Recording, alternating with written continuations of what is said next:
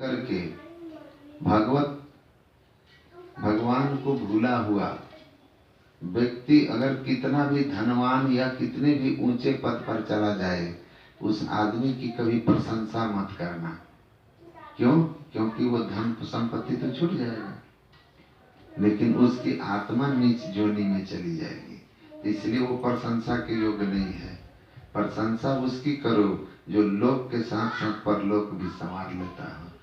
इसीलिए वो कहते हैं, what man shall be profited if he gain the whole world and lost his own soul.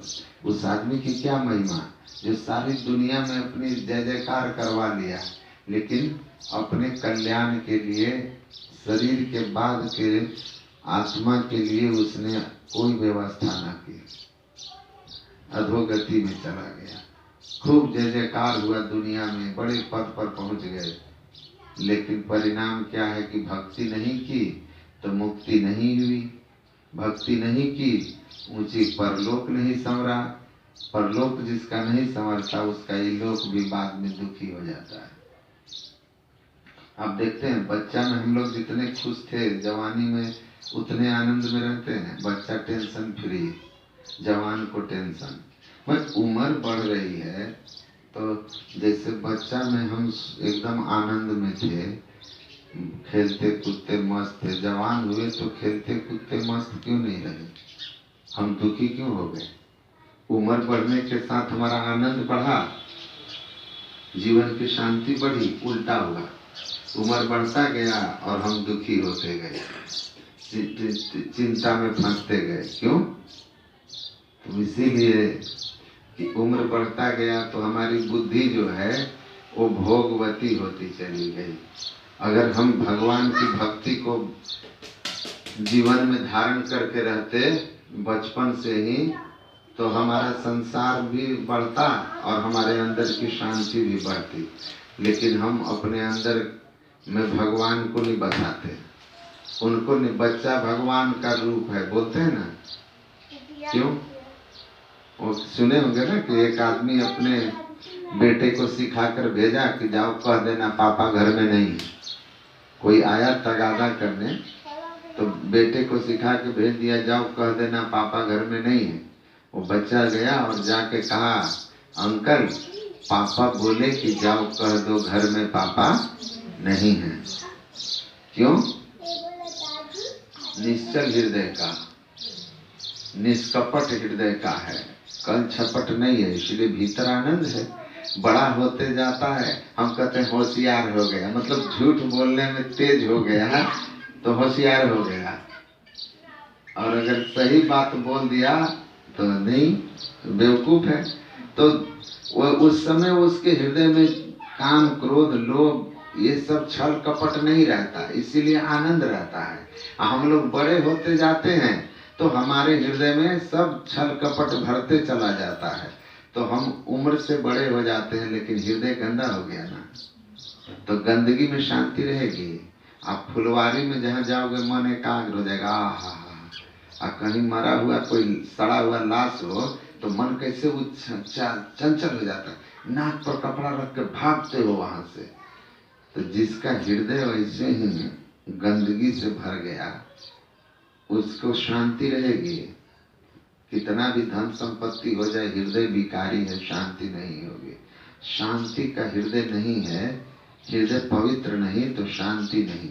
इसीलिए कहते हैं धन वैभव कमाइए, लेकिन हृदय को पवित्र करने के लिए भगवत भक्ति कीजिए। क्योंकि ये जो भीतर जो मैल है ना लगा हुआ, विकारों की मैल, तीर्थ स्नान शुद्धि, वेद भगवान लिखे हैं, तीर्थों में डुबकी लगा लेने से चित्त मंतर्गतम दुष्टम तीर्थ स्नान शुद्धति। चित्त के अंतर जो दोष दुर्गुण हैं, काम क्रोध हैं, वो तीर्थों में डुबकी लगाने से पवित्र नहीं होते हैं। तो कहाँ पवित्र होते हैं? कहा अगर उसको पवित्र करना चाहते हो तो उसको पवित्र करने का एकमात्र उपाय क्या है? प्रेम भगति जल बिनु रघुराई, अभियंतर मल कबहु न जाए। प्रेम भक्ति का जल से अपने हृदय को सींचिए, प्रेम भक्ति का जल उसमें डालिए हृदय में। इसीलिए भगवान राम कहते हैं कि परलोक संवारना है तो आपके अंदर ईश्वर ने मोक्ष का द्वार दिया है। उस मोक्ष के द्वार में प्रवेश करने के लिए सदगुरु को पकड़ो। कर्णधार नाव, शरीर अगर भवसागर से पार होने के लिए जीव को मिला है नाव की तरह, तो संसार सागर में नाव को उस पार ले जाने वाला कौन है? मल्लाह होना चाहिए ना। तो मल्लाह सदगुरु होते हैं। तो मनुष्य शरीर तो सबको मनुष्य शरीर है। नारद जी प्रसन्न भगवान विष्णु से कहे कि अच्छा भगवान, किसी जीव पर आप प्रसन्न होते हैं तो क्या करते हैं? तो भगवान विष्णु ने कहा कि मैं प्रसन्न जब किसी जीव पर होता हूँ, पहली बार तो बड़े भाग मानुष तन पावा, उसको मनुष्य शरीर देता हूँ।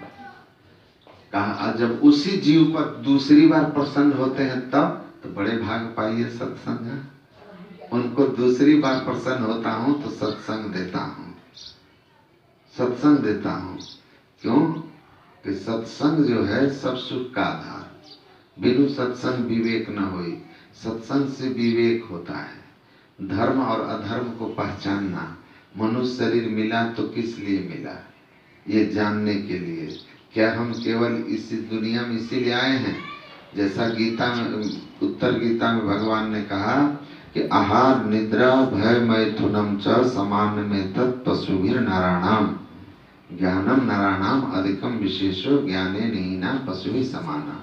आहार भोजन करना, निद्रा सोना, भय और संतान उत्पन्न करना, ये चार बातें मनुष्य और पशु दोनों में एक समान होता है। पशुओं में भी होता है।